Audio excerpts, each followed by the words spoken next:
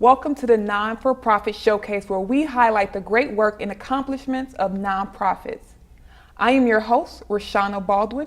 I'm Rashanah Baldwin, and I'll be talking about the great restaurants, the beautiful art galleries, the nice shopping retail locations right here in Bronzeville. I caught up with Cherry, who discussed his concept behind his short film, Hair Love, at Macy's on State Street in Chicago.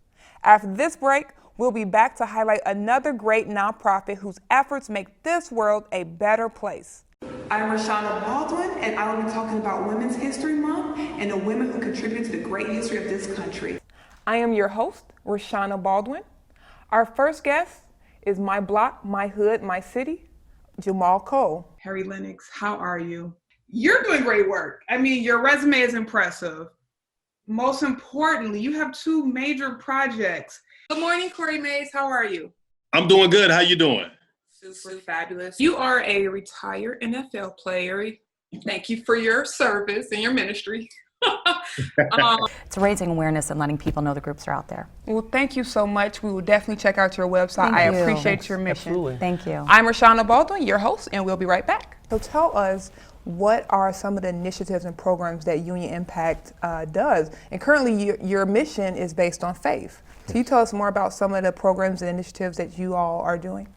Two questions. What has the atmosphere been like without John Singleton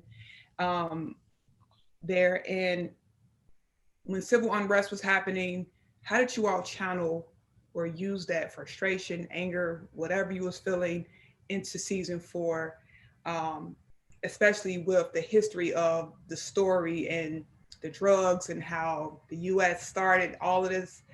How did you all use that energy, and what was it like? What's the atmosphere been without John Singleton?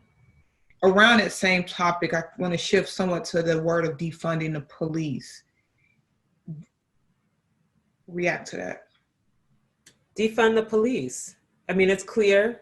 It is. I think people are uncomfortable with the clarity of the mandate.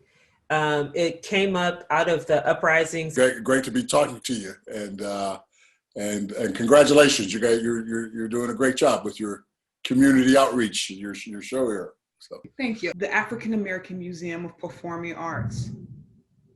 Why now? Why the South Side of Chicago? Tell us about that. How is it going to help the South Side of Chicago? You know, it's a very interesting. I think that packs a wallop as a question, but so I hope you don't mind me taking a little stretch here with it. How are your constituents doing? How are you doing?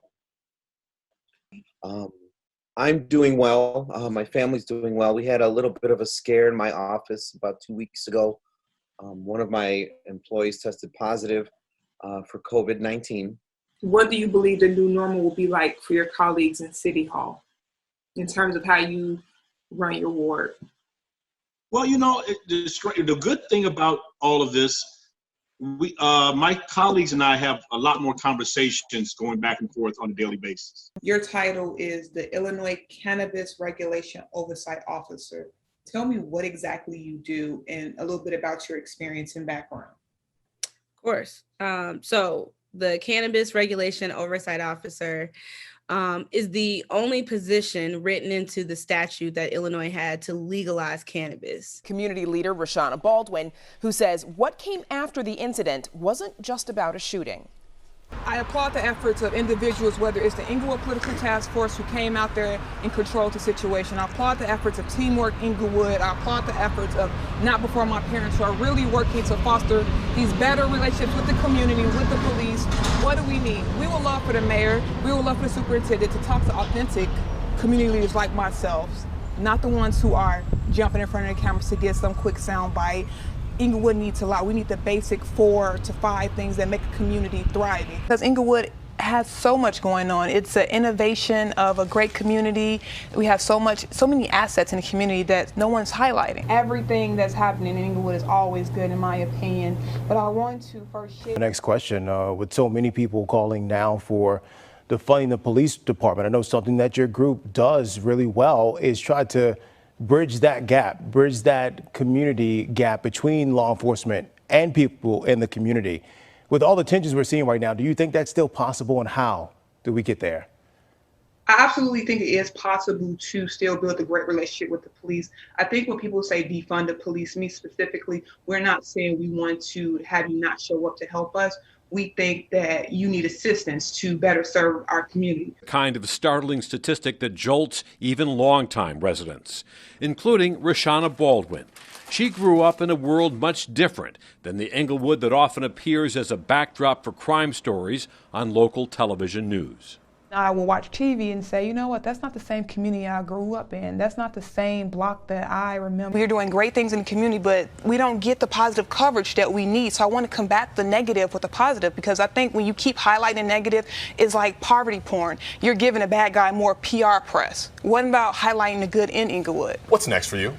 Everything. I'm trying to take the world by storm. Maybe I'll have a show. Maybe that's why I got into journalism, to highlight the good things, to combat the negative with the positive. All right, ladies and gentlemen, Rashanah Baldwin.